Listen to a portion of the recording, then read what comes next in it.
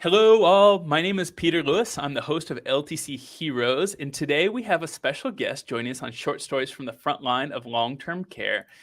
Hannah Anderson and I met, I think, over LinkedIn about 3 or 4 weeks ago, and she works at the clinical liaison at the Center at Waterfront in Wichita, Kansas. Not everyone knows, but I also live in Wichita. So when Hannah told me to come visit the Center at Waterfront, she said this place is unique. I said, well, after 2 years of COVID, I definitely want to get into a facility. So I went down and met Hannah last week, and it was a really, really exceptional organization and facility and staff. So I want to talk to her about what it means to be a clinical liaison, but we're also going to talk about Waterfront stories. So Hannah, welcome to the program.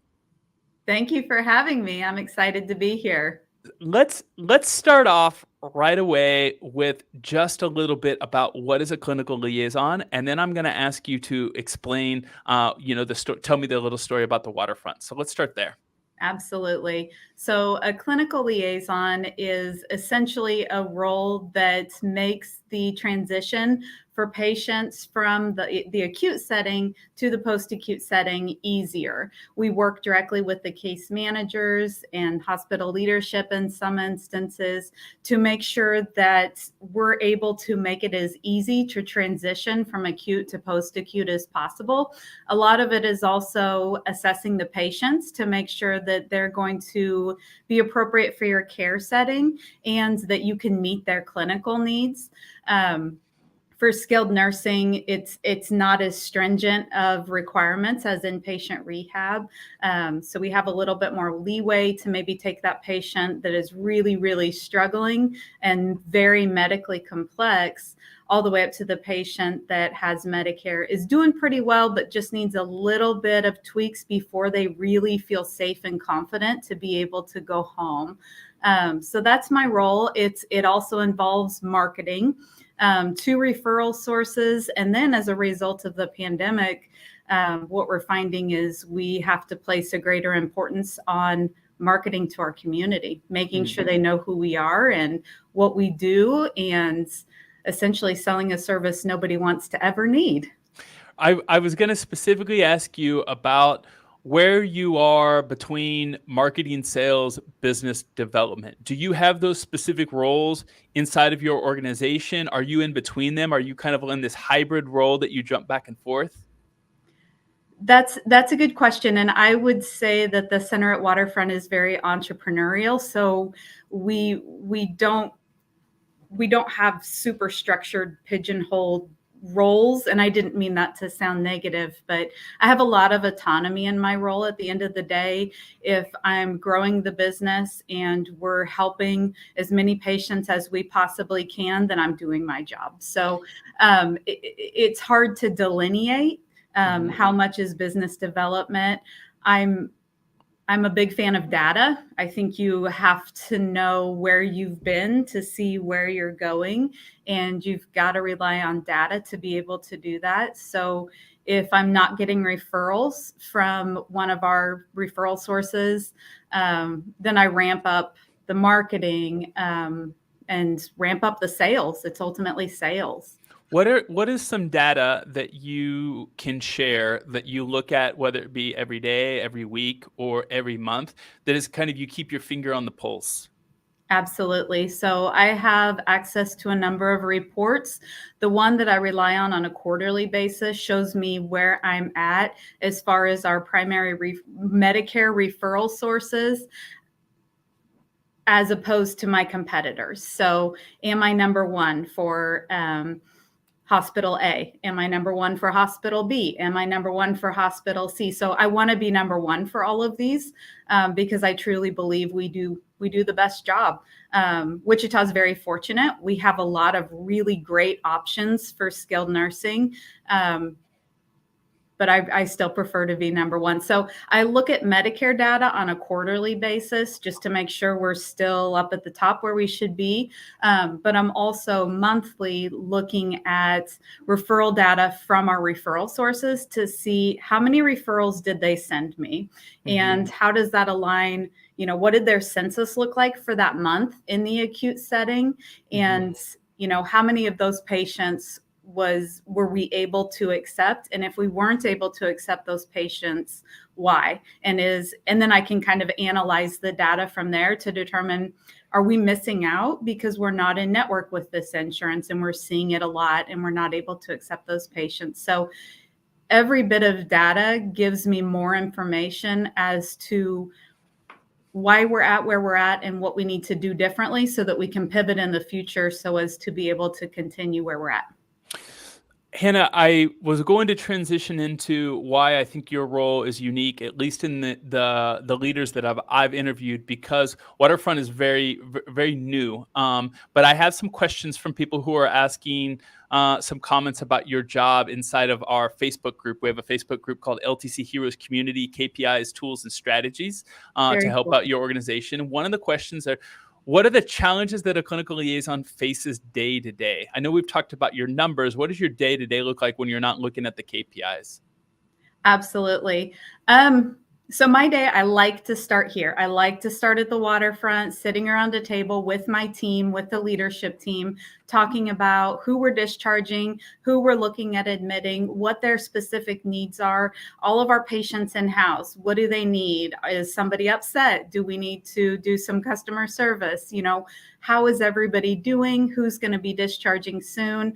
I like to do that because you can also kind of take the temperature of the team to see, is nursing feeling very stressed because they have a lot of patients on their plate? Just kind of get the pulse. Then I like to organize my day, figure out what do I need to prioritize, which patients do I need to see, and then I generally head out to the hospitals, to talk to the patients, to talk to the referral sources, to make sure we're all on the same page and there's no issues in the transition of care from the acute to the post-acute setting. I have another question. I feel like this question is aimed at me, and I'm going to deflect it to you. And it says, someone in the Facebook group says, marketing can get a bad name sometimes. How do you fight these stereotypes when someone thinks you're just trying to sell them something? I have a sense that they're asking me that because I'm the director of marketing and experience care, and they're thinking that you've changed your name to avoid being called a marketer. Gotcha. No, I'll take marketer, I'll take sales, used car salesman, call me whatever you want. I think you get around it by developing really strong relationships with your referral sources and a brand that you believe in and that you can get others to buy into as well. That's how you get around it. You've got to believe it. You've got to believe in your product. If you don't believe in it, you can't sell it.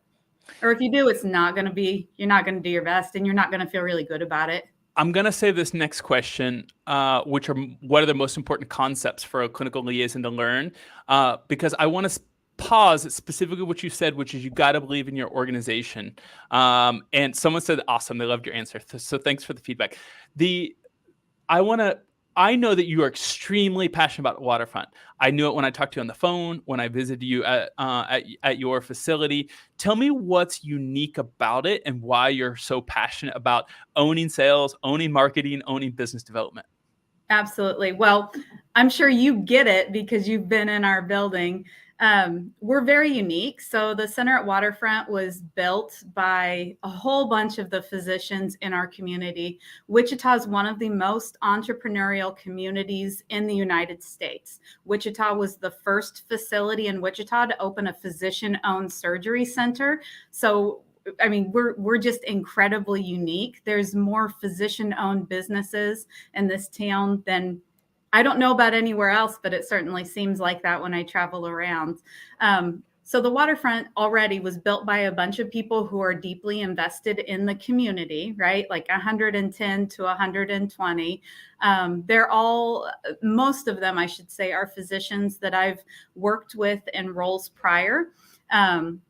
Everybody in the medical community knows pretty much everybody in the medical community, which is what makes it really great as far as the continuum of care.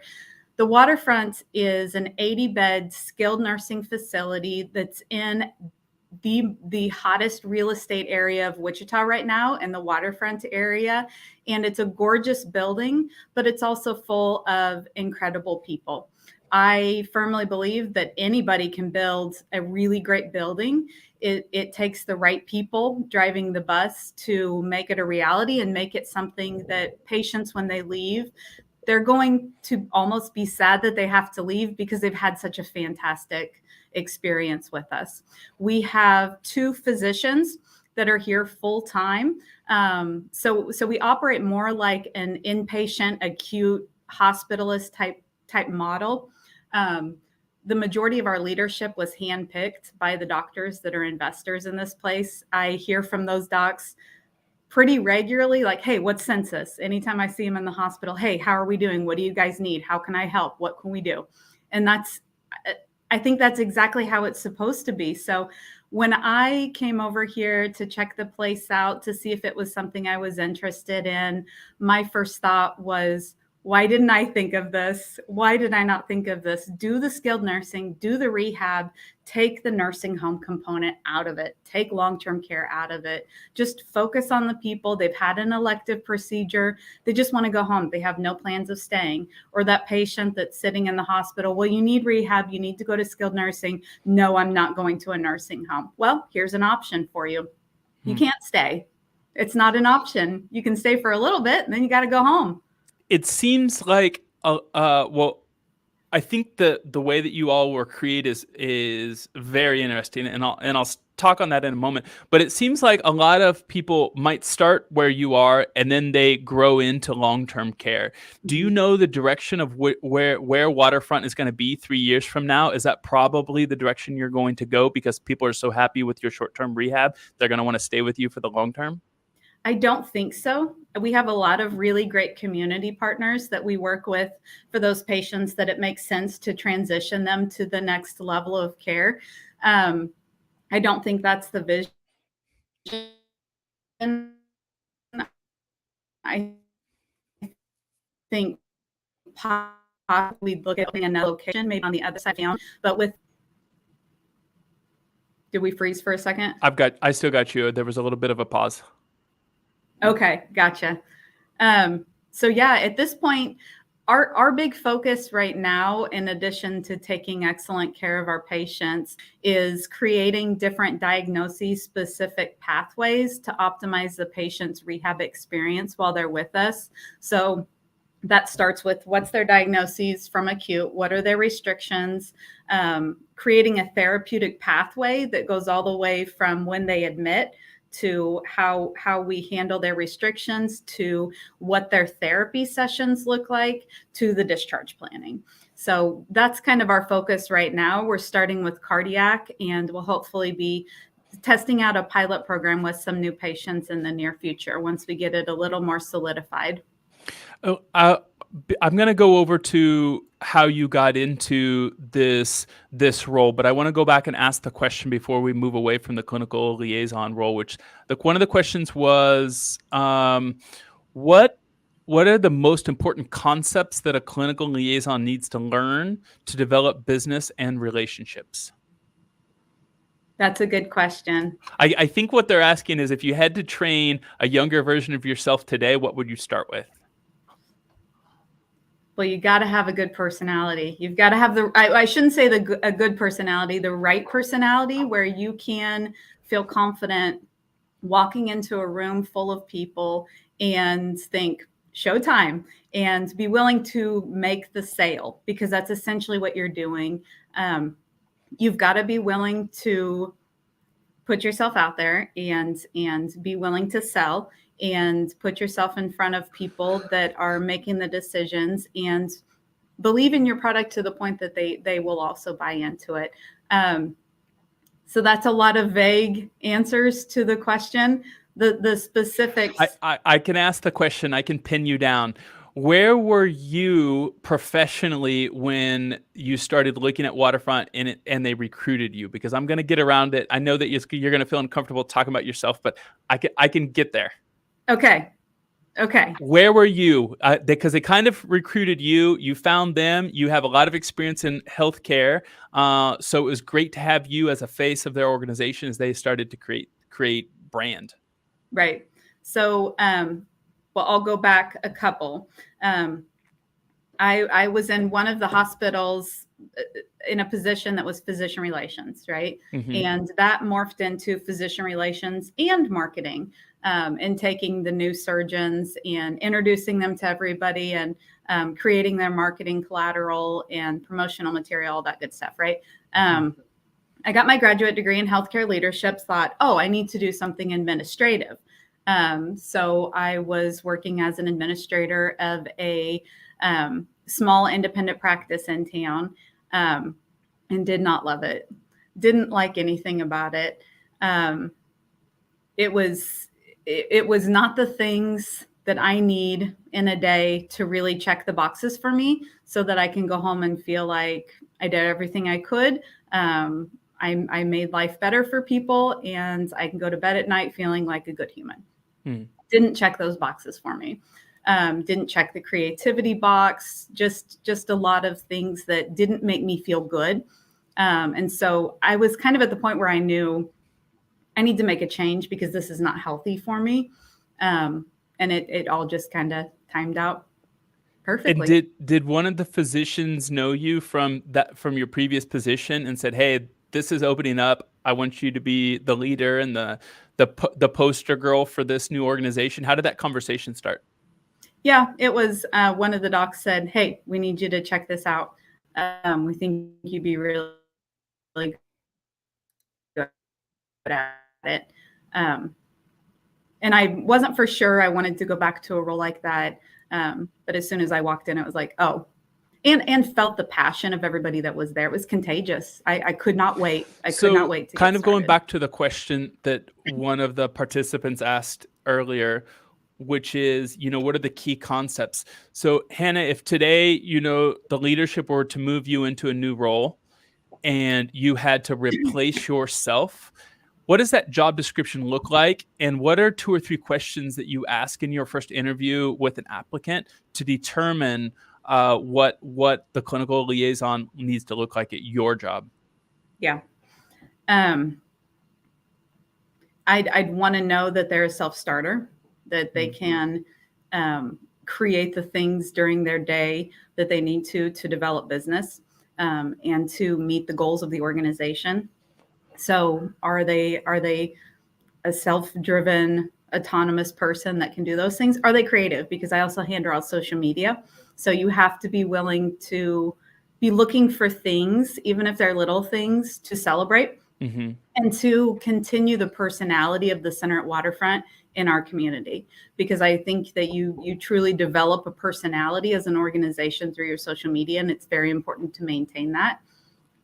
And be willing to, can you develop the relationships? Can you develop the relationships, get rejected, continue, get rejected, and still show up and do your job?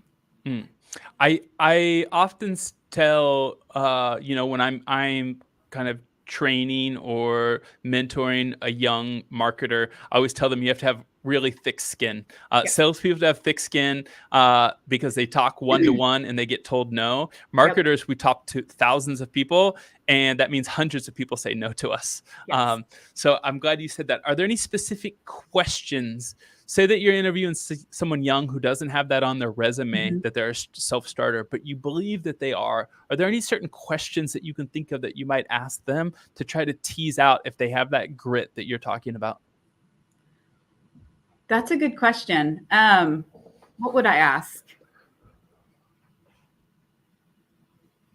I think it would, honestly, I don't know that I can think of a question. I feel like it would be more of a perception, and just kind of getting a sense of who the person is and what they want to talk about during the interview. I would probably ask them how they handle rejection, because you're going to get a lot of it, sometimes to your face, sometimes, and are you willing to, how creative are you? How willing to think outside the box are you? Give me an example of that, all things like that, because it's so layered. I have another question here from someone on Facebook. They said, did you learn marketing by yourself? Was it something intuitive? Do you have any resources like books or mentors that you could mention? So I wasn't trained to be a marketer. I have an English degree from Wichita State and a graduate degree from Friends University in healthcare leadership. So no marketing courses whatsoever. I'm very fortunate that when I was doing marketing for service lines and new physicians that joined one of the healthcare organizations, there was a lot of people that were very well trained. And so they pretty much had outlined a marketing plan. And then you kind of filled in like, who is your audience? What are you selling essentially? What's the best way to reach that audience? How can you enhance the relationships that you have access to help this doctor build their business or to help the service line funnel more patients into it? And then how much is it going to cost? And then run it past the people who really know what they're doing to figure out if it's going to make sense. Can you give me a specific example? Given that Waterfront is rather new, you started off with 0 occupancy Right. 2-ish years ago. What is the first thing that you did in your role? And walk me through the steps. How do you earn the trust? How do you get the referral relationship and move your census to what it is today, essentially at 100? Yes. So when I started, so we opened in May 2019. I joined November 2019. At that point, we were getting a lot of referrals from one hospital.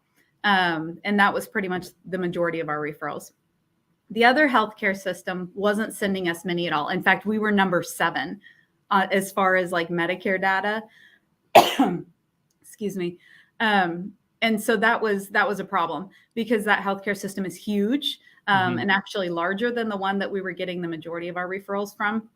So we needed to break into that healthcare system and make sure they knew who we were. So after I got all of my credentials for the healthcare systems that I would be spending time in, I started going any referral that we would get. I would go talk to the patient, even if it was one that we're not in network with the insurance. It's not going to make sense for them to come to us. I pursued every single one. I talked to the case managers. I talked to everybody I could that was involved in that patient's care, just so they would start to associate my face with the center at Waterfront. And then any referral we would get from that healthcare system, I would send the case manager and the doctor and the primary care doctor a thank you note upon that patient's discharge saying, hey, thank you for the opportunity to take care of patient ABC. Patient admitted this date with this diagnosis, patient in phenomenal therapy, patient's discharging home with home health, and then just kind of a fun anecdote about that patient's stay with us, just so it felt a little more personalized.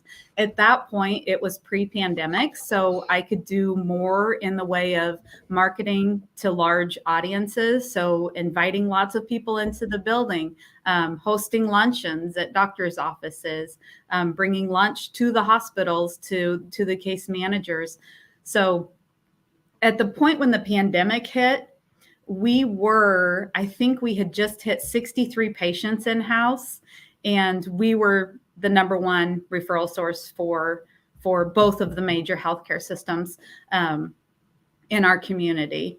When the pandemic happened and we had to get super restrictive and elective cases stopped, our numbers dropped tremendously. And at that point, I couldn't go into the hospital. So I could not get in front of the people I'm asking for business from. So it presented an interesting conundrum.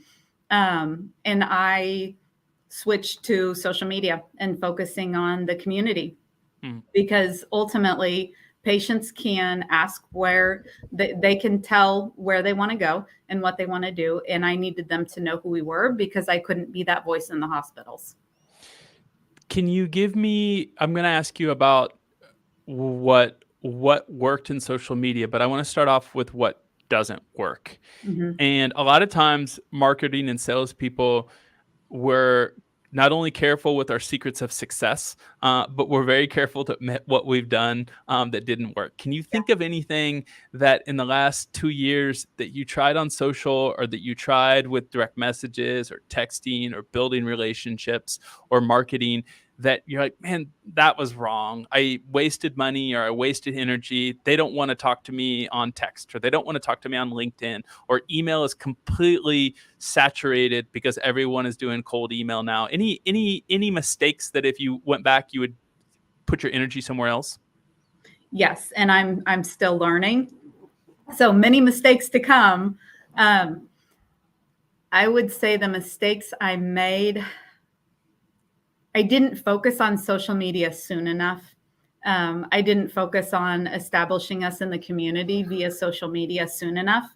I should have met all the business owners in the Waterfront area to make sure they understood who we are, so that they can talk to people, because people are going into stores in the Waterfront and going, what's that building back there? It looks like a hotel and it has a very vague name. I don't know what it is. Mm-hmm. And I want everybody to know, oh, well, that's the center at Waterfront. They're a rehab. They take care of patients. So those are some of the things that I wish I would have done. As far as things that didn't work, the things that seem to get me the most traction are videos, patient success stories. So just last week, I posted a video. We had a patient named Scott who, fairly young for our patient population, had an awful stroke, just a horrible stroke. His wife was up here every day supporting him. And it's just, so optimistic through such a difficult time. He walked out of our building and was going home. And so the physical therapist that was working with him said, Hannah, grab your camera. You need to get a video. And just the putting it out there on our social media, we got a ton of shares, a lot from former patients of ours that now follow us on social media, also from that patient's family, just saying, way to go, Scott. We're so proud of you. People love stories. Those are the harder things to do because they're time consuming. It's a lot of work to create a video with a patient story and do all the homework to figure out exactly what happened and piece it all together, but it's always worth it. I need to do more videos. It's just hard to find the time. Things that I've tried to do that haven't been super successful, like creating, it's Heart Month. So creating like just informative, cardiac disease things. They're seeing that all over the place. They don't need it from me too, is kind of my sense. Still good information to put out there, but it doesn't get a whole lot of traction. Can you give any examples where perfection is not needed? I find that, very professional organizations, if they have a budget and they have a marketer, they try to do every video perfect. They try to do every email perfect. There's so many eyes on it. There's a budget for the video, then the editor, and then they have to redo the script.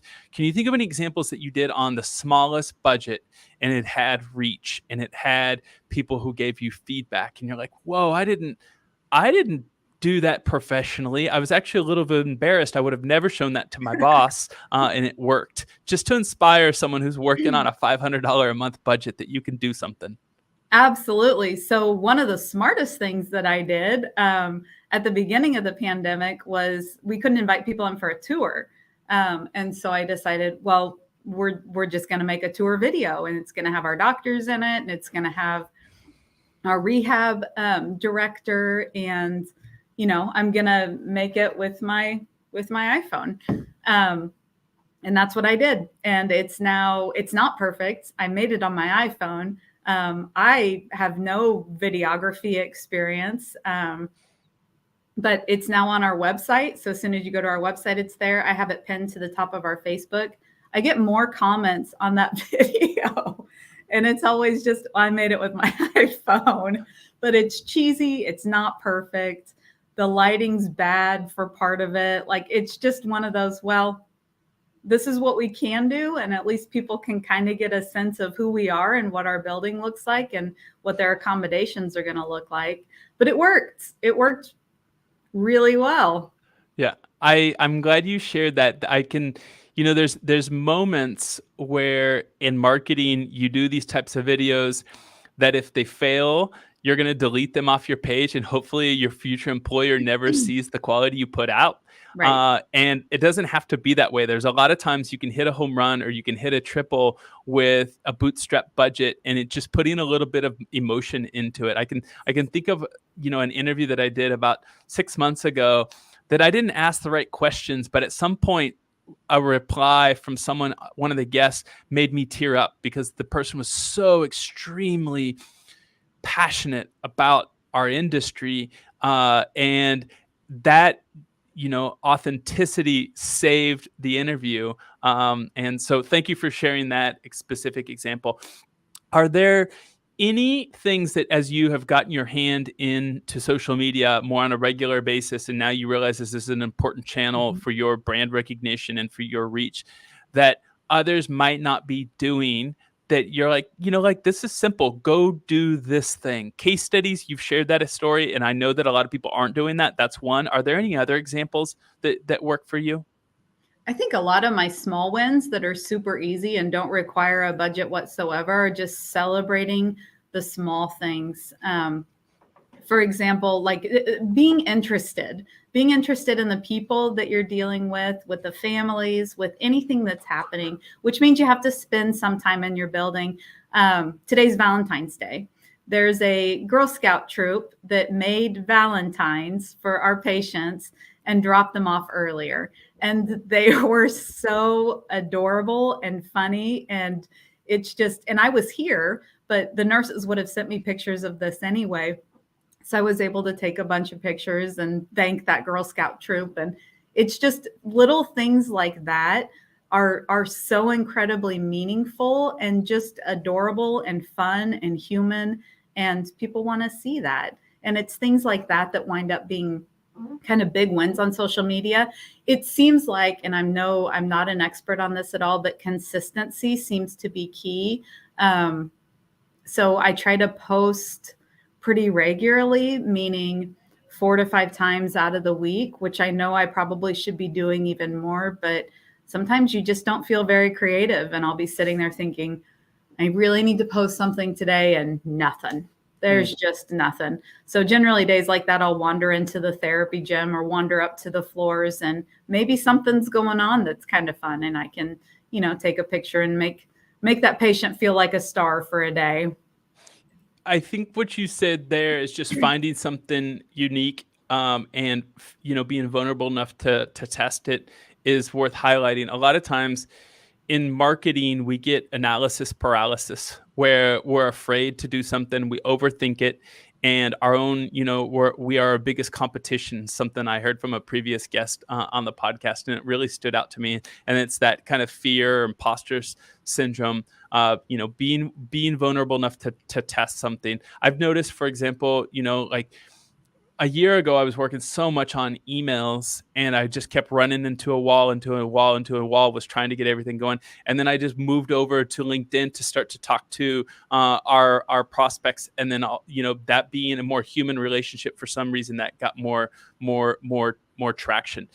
Hannah, tell me a little bit about you outside of work. Is there anything about post-acute care, healthcare, long-term care, skilled nursing that you take home with you that affects who you are as a mom, as a friend, as a community leader? I don't know that it's necessarily something from this. I think we're here to serve others, and I think that should be part of just kind of who I should be at the core of my humanity. And how I choose to spend my time shows my values. And I'm fortunate enough that I get to do that in my day-to-day work. I like to be creative. I wish I could paint. I wish I could draw. I can't do any of that. But I like to spend time outdoors, riding my horse, rock climbing with my friends, my daughter, hiking on the lake, whatever it is. I just like to be that's kind of where I'm rejuvenated. I read a lot. I love spending time with my grandma. She is 89 years old. When she turned 89, she said, "I can't believe I'm this old." And then she said, "I don't look 89." I said, no, you don't, Grandma. Thanks for the good genes. I've got a book question for you. What book have you most gifted in the last 10 years? Sorry, say that again. What book have you most gifted in the last 10 years? Ooh. In the last 10 years. So probably I love giving gifts.